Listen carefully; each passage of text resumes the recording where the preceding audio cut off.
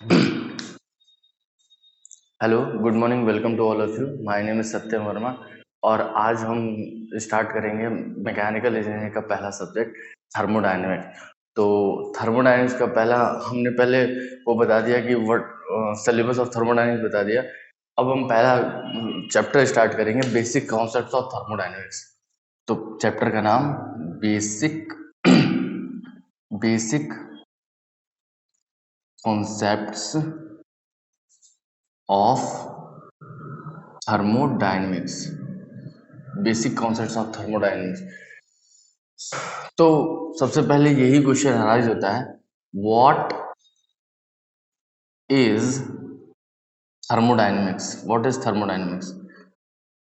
पहला क्वेश्चन यही होता है, व्हाट इज थर्मोडायनेमिक्स। तो थर्मोडायनेमिक्स क्या होता है? Thermodynamics is the branch of science which deals with energy and energy interaction between system and surrounding. क्या मतलब कि थर्मोडायनेमिक्स वो साइंस की वो ब्रांच है जिसमें हम सिस्टम, ये हमारा सिस्टम है, ये हमारा सिस्टम है, सिस्टम एंड सराउंडिंग, सिस्टम और सराउंडिंग के बीच में होने वाले energy energy and energy interaction का स्टडी करते हैं। इसी को कहते हैं थर्मोडायनेमिक्स। ओके। तो अब क्वेश्चन आता है कि सिस्टम क्या होता है? What is system? अब क्वेश्चन आता है, what is system? Okay. System, तो सिस्टम क्या होता है? एनीथिंग नोट्स बना लीजिए। Anything which is under consideration या anything which is under focused is called system. जिस भी चीज को हम फोकस में लेकर के पढ़ते, मान लीजिए इस पूरे व्हाइट बोर्ड में से हम इतने सरफेस एरिया को अंडर फोकस लेकर के पढ़ते हैं, तो यही हमारा सिस्टम हो गया। ये हमारा क्या हो गया? सिस्टम। ठीक है। तो अब आता है, अब क्वेश्चन अराइज होता है, व्हाट इज सराउंडिंग? तो सराउंडिंग क्या होता है? सराउंडिंग क्या होता है? तो सराउंडिंग क्या होता है कि everything external to this system, system से बाहर सब कुछ, इस सिस्टम से बाहर सब कुछ हमारा सराउंडिंग में आता है। तो सराउंडिंग क्या होता है? इस सिस्टम से बाहर सब कुछ हमारा सराउंडिंग होता है। अच्छा, बाउंड्री क्या होता है? What is boundary? What is boundary?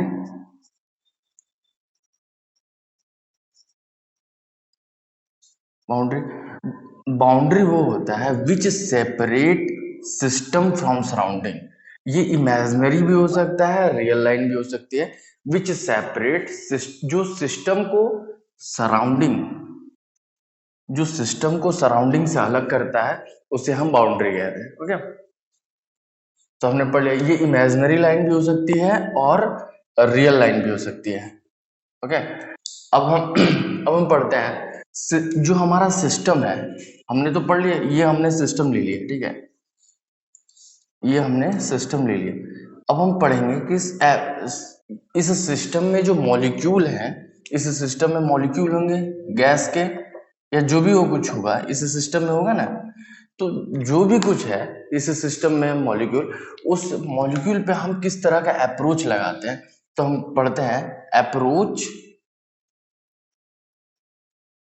Approach of system, approach on system, on system. हम सिस्टम पे किस तरह का अप्रोच रखते हैं? तो एक पहला आता है पहला आता है microscopic approach, microscopic approach, microscopic approach. Okay. तो माइक्रोस्कोपिक अप्रोच क्या होता है कि जब हम सिस्टम के किसी इंडिविजुअल एक पार्टिकल को पकड़ के उस पर स्टडी करते हैं, जब हम सिस्टम के किसी एक पार्टिकल को पकड़ के स्टडी करते हैं, तो उसको कहा जाता है माइक्रोस्कोपिक अप्रोच। मतलब study of behaviour of single individual molecule, so it's called microscopic approach.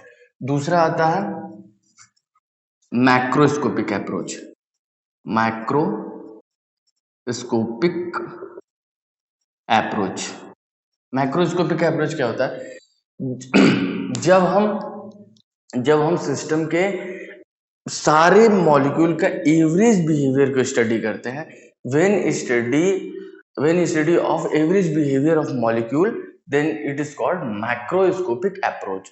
अब थर्ड आता है हमारा continuum approach.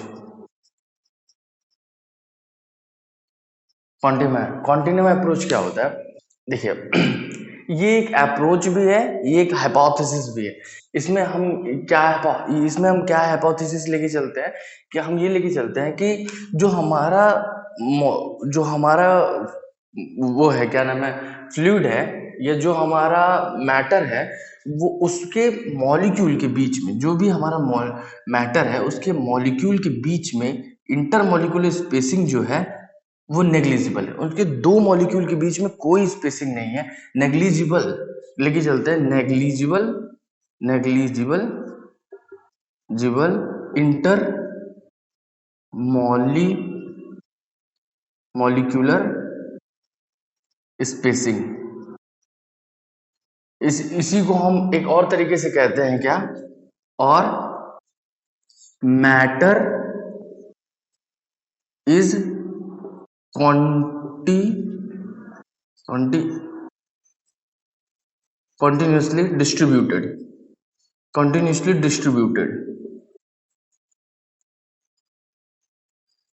matter is continuously distributed, no void no void no void.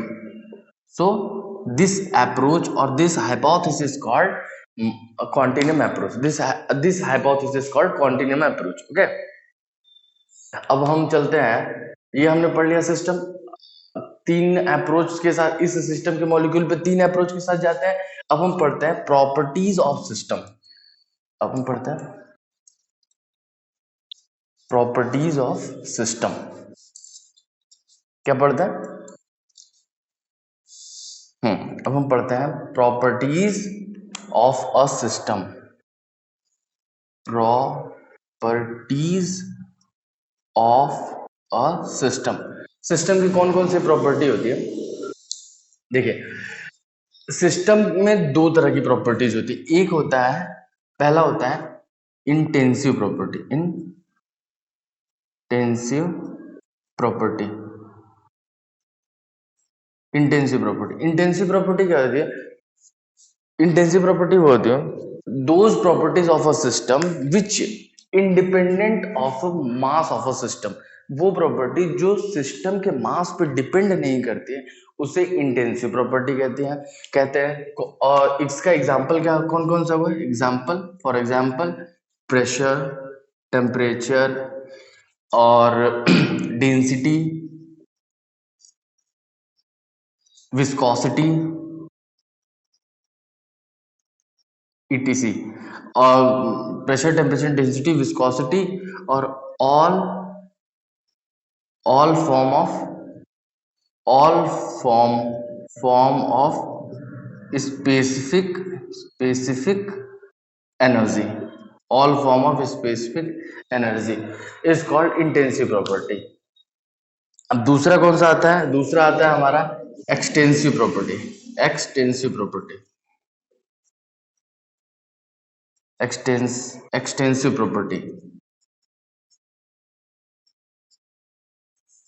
Extensive property क्या होती है?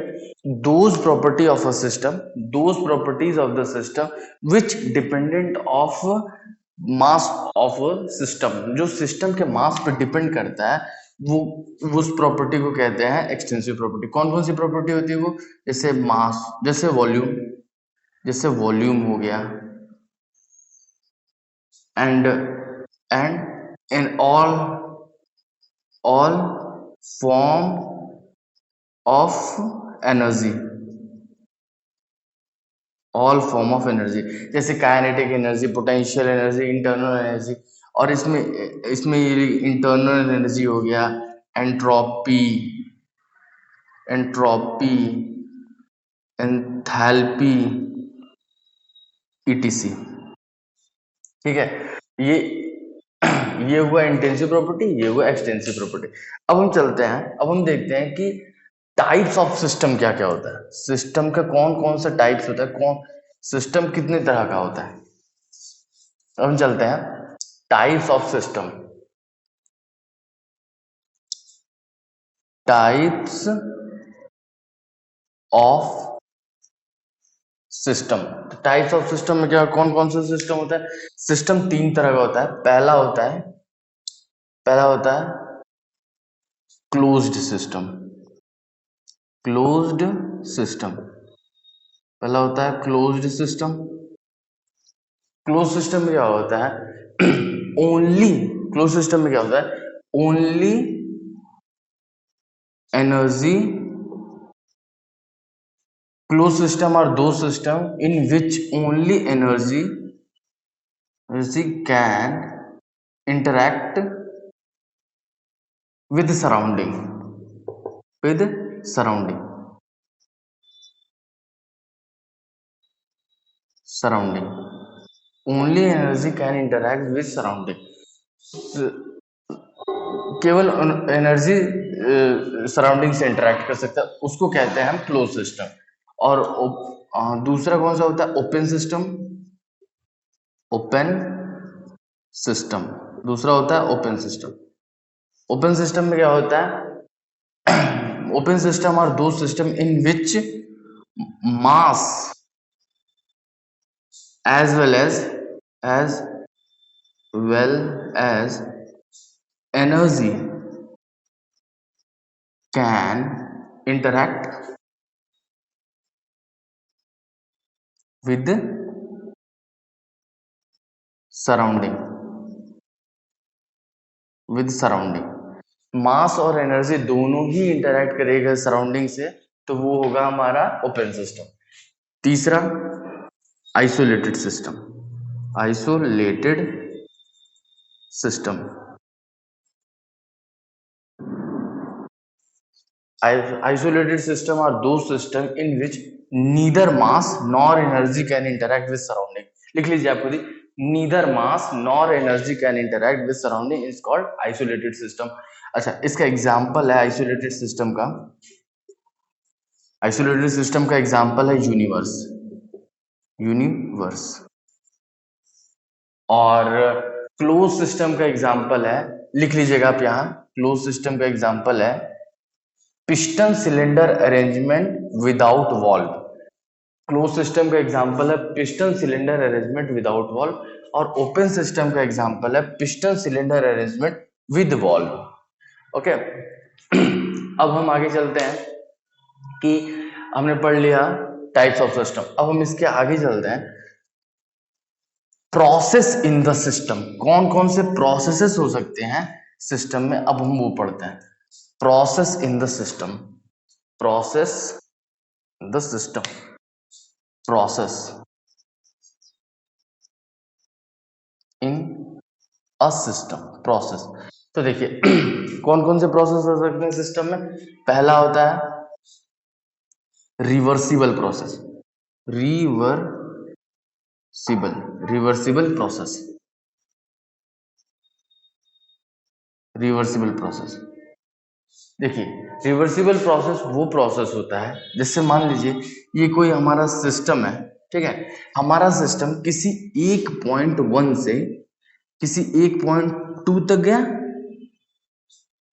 1.1 से किसी 1.2 तक गया, और फिर सेम पाथ फॉलो करके उसी पॉइंट 2 से पॉइंट 1 पे चला गया, पॉइंट 2 से पॉइंट 1 पे चला गया।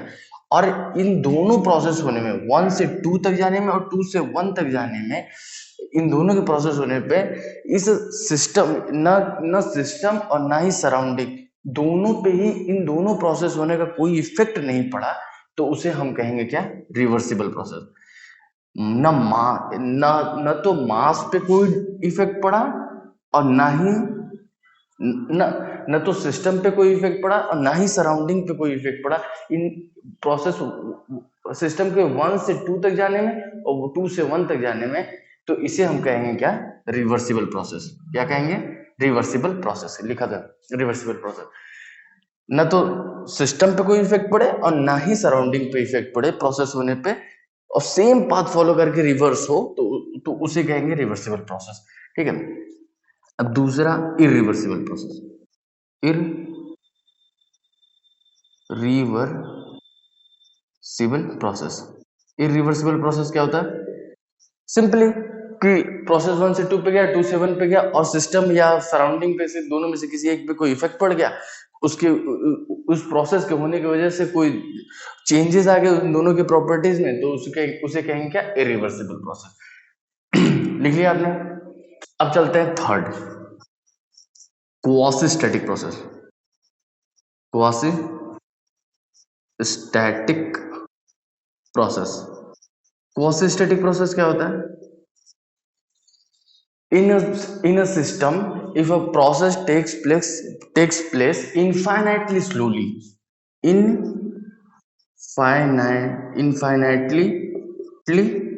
slowly, अगर infinitely slowly कोई प्रोसेस हो रहा है, तो उसे हम क्या कहेंगे? इन्फाइनाइटली स्लोली प्रोसेस हो रहा है, तो उसे कहेंगे हम क्या? Quasi static process. Quasi static process. जैसे इन्फाइनाइटली स्लोली का एग्जांपल क्या होगा? जैसे मान लीजिए ये हमारा कोई सिस्टम है, ठीक है, ये हमारा कोई सिस्टम है, इस पे हमारा ये पिस्टन ऊपर रखा हुआ है।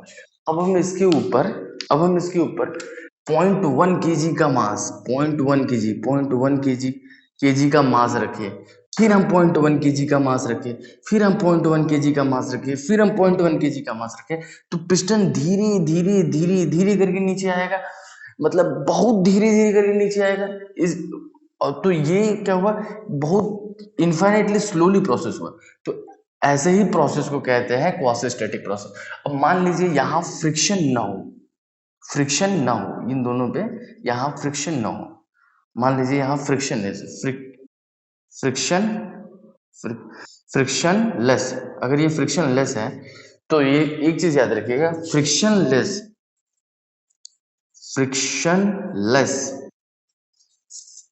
क्वासी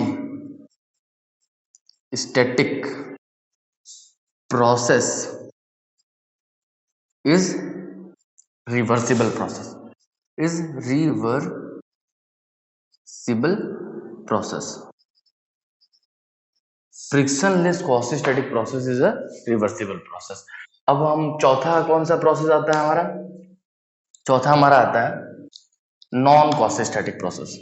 चौथा आता है हमारा चौथा आता है non quasi static, non quasi static, non quasi static process. Non quasi static process क्या होता है?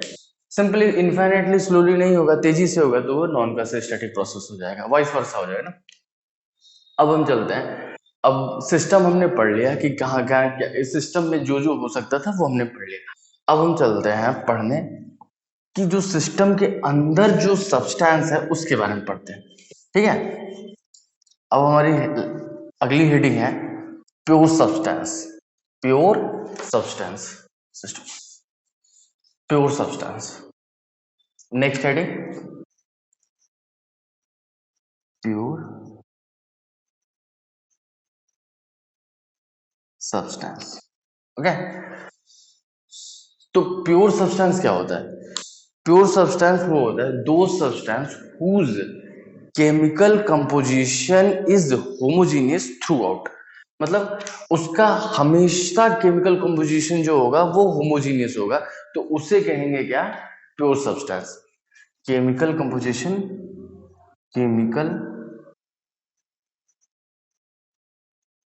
composition is homogeneous,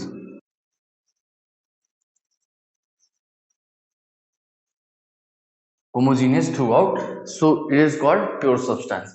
अब जरूरी नहीं कि प्योर सब्सटेंस में कोई एक ही कंपोनेंट हो, दो तीन कंपोनेंट भी हो सकता है। लाइक जैसे देखिए, जैसे कोई सिस्टम हो, अगर उसमें आइस हो, तो आप कहेंगे वो प्योर सब्सटेंस है। इसमें सिस्टम में केवल आइस है तो प्योर सब्सटेंस होगा।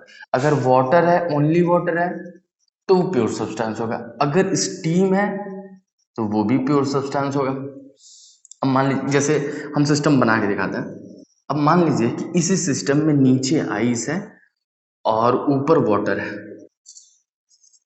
तो क्या ये प्योर सब्सटेंस होगा? हाँ, ये प्योर सब्सटेंस होगा। प्योर सब्सटेंस, ये प्योर सब्सटेंस होगा। प्योर सब्सटेंस होगा, ठीक है, ये प्योर सब्सटेंस होगा। अब अगर इसी सिस्टम में आइस, वाटर और स्टीम तीनों हो,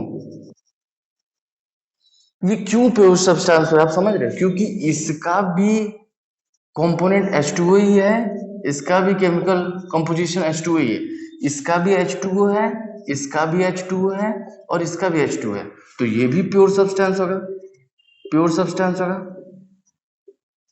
ये भी प्योर सब्सटेंस होगा। लेकिन अगर इसी सिस्टम में ऊपर ऑयल हो जाए और नीचे वाटर हो जाए, तो क्या ये प्योर सब्सटेंस होगा? अब नहीं, impure substance, impure substance, substance, ये इम्प्योर सब्सटेंस हो जाएगा, ठीक है।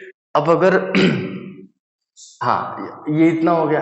एक चीज आप नोट में लिख लीजिएगा, इसके आगे आप नोट में लिख लीजिएगा कि ड्राई एयर जो होता है, dry air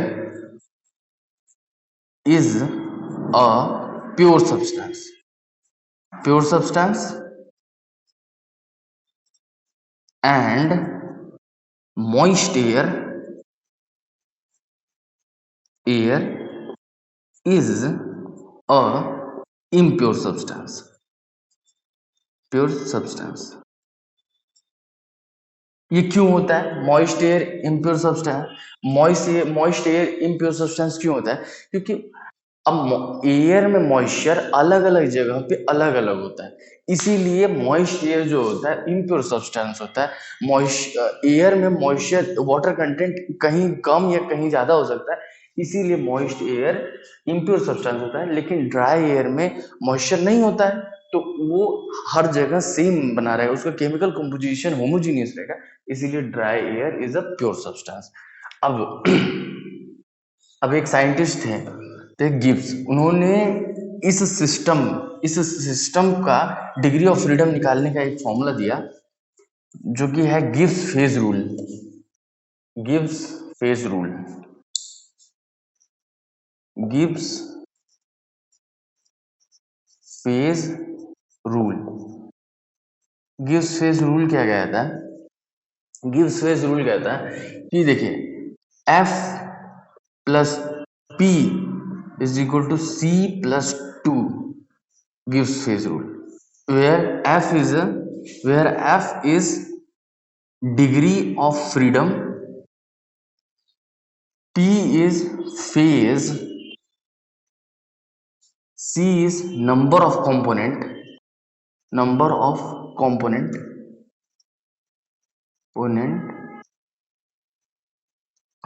in a system। तो अब यहां से अगर हमको दे दे, जैसे ये फॉर्मूला दे दिया, अब हमको दे दे कि ये क्वेश्चन है, इसमें इसमें क्या रहा है कि O2 गैस है, O2 गैस और N2 गैस है, N2 गैस, इसका डिग्री ऑफ फ्रीडम निकाल के दिखाइए हमको, कितना होगा डिग्री ऑफ फ्रीडम। तो सिंपली हमको एक चीज पता है, ये फॉर्मूला पता है, F plus P is equal to C plus two. तो डिग्री ऑफ फ्रीडम कैसे निकलेगा? यहां से F हमको फाइंड आउट करना है, F हमको फाइंड आउट करना है। फेज कितना है? ये भी गैसियस फेज में, ये भी गैसियस फेज में, तो फेज हुआ 1। नंबर ऑफ कंपोनेंट कितना है? ये O2 है, ये N2 है, तो नंबर ऑफ कंपोनेंट हुआ C is equal to 2।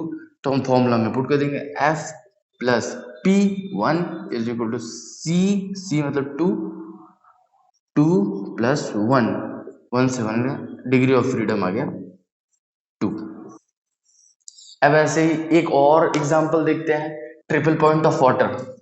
Find, question लिखिए क्वेश्चन लिखिए, find out the degree of freedom of a triple point of water. Triple point of water, triple point of water, triple point of water, triple point of water, degree of freedom निकालना है। हमको degree of freedom निकालना है। तो आप ये जानते होंगे ट्रिपल पॉइंट वो पॉइंट होता है जहां वाटर सॉलिड, लिक्विड और गैस तीनों स्टेट में होता है। मतलब सॉलिड, लिक्विड और गैस तीनों स्टेट में होता है। तो हमारे पास जब हमको डिग्री ऑफ फ्रीडम निकालना है तो F plus P is equal to C plus 2। हमारे पास कंपोनेंट कितने हैं? सब तो H2O ही है, तो कंपोनेंट हुआ मेरा सॉरी कंपोनेंट हुआ 1, फेज हुआ कितना? 3, फेज हुआ 3। और F तो निकाल लेंगे, F is equal to F plus 3 is equal to component हुआ 1 प्लस 2, यहाँ से ये कट जाएगा तो बचेगा F इज इक्वल टू 0। मतलब ट्रिपल पॉइंट ऑफ वाटर का डिग्री ऑफ फ्रीडम है 0। ऐसे ही आप मान के चलिए, ऐसे ही आप मान के चलिए तीनों के लिए ये इसमें इतना हो गया। अब एक नोट आप लिखिए, एक नोट आप लिख लीजिए, एक नोट लिख लीजिए आप कि ट्रिपल पॉइंट लिखिए note, triple point, eutectic point, eutectoid point, critical point, इन सभी पॉइंट का डिग्री ऑफ फ्रीडम जो होता है वो 0 होता है। इन सभी पॉइंट का triple point, eutectic point, eutectoid point, critical point, इन सभी का डिग्री ऑफ फ्रीडम जो होता है वो 0 होता है। ठीक है, ये नोट लिखवा लिया। अब अब इसके आगे हम चलते हैं। इसके आगे है हमारा थर्मोडायनेमिक्स का पहला लॉ, जो कि है zeroth law of thermodynamics. Heading डालिए, zeroth law of thermodynamics. Zeroth law of thermodynamics. अच्छा, जीरोथ लॉ ऑफ थर्मोडायनेमिक्स कहता क्या है कि लिख लीजिए, ऐसे पहले समझ लीजिए कि मान लीजिए बॉडी ए है, ये बॉडी बी है और ये बॉडी सी है।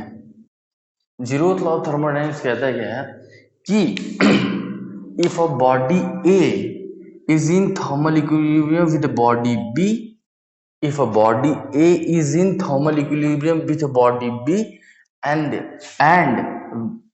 body B is in thermal equilibrium with body C, if body A is in thermal equilibrium with body B and body B is thermal equilibrium with body C separately, एक बहुत ही important word है इस definition का, separately,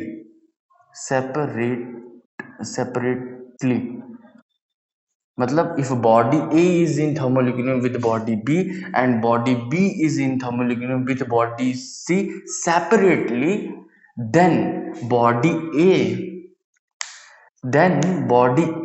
is in thermal equilibrium with body C. समझा? If body A is in thermal equilibrium with body B and body B is in thermal equilibrium with body C separately, then body A is in thermal equilibrium with body सी। बस यही है zeroth law of thermodynamics. अब लिख लीजिएगा अपने अपने मन से, मैंने बता दिया यही डेफिनेशन है। और अब इसके आगे आता है कि इसके आगे आता है कि हम ये क्या नाम है, टेम्परेचर इन केल्विन, जैसे टेम्परेचर जो होता है, टेम्परेचर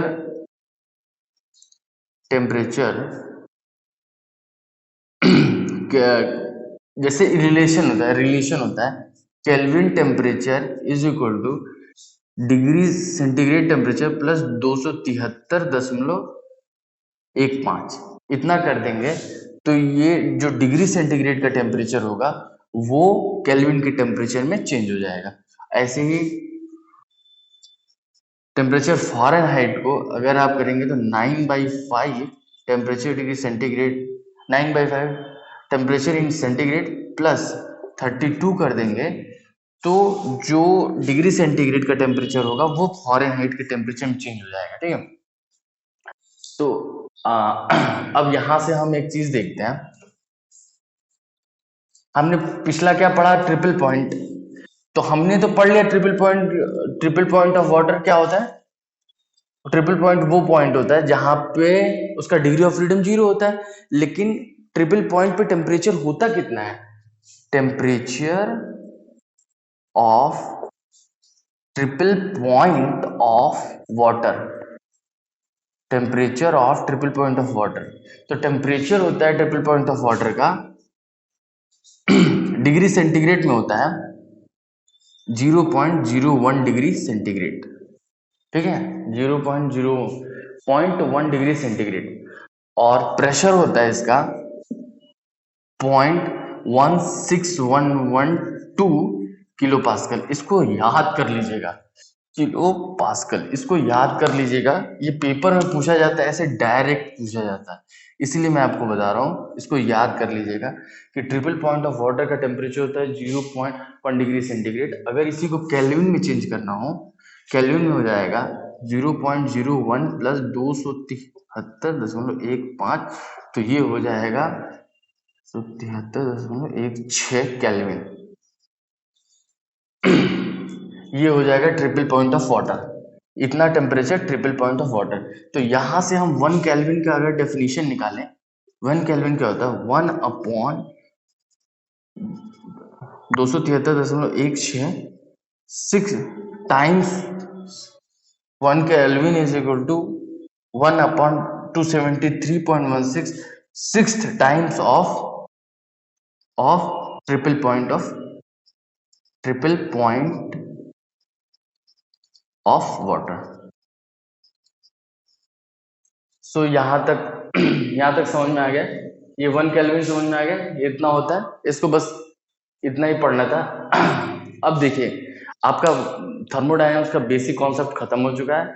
अब हम अगले चैप्टर में मिलेंगे एनर्जी एंड एनर्जी इंटरेक्शन में, और थर्मोडायनामिक्स को फर्दर फिर आगे बढ़ाएंगे। सो तब तक के लिए थैंक यू और अपना ध्यान रखिएगा।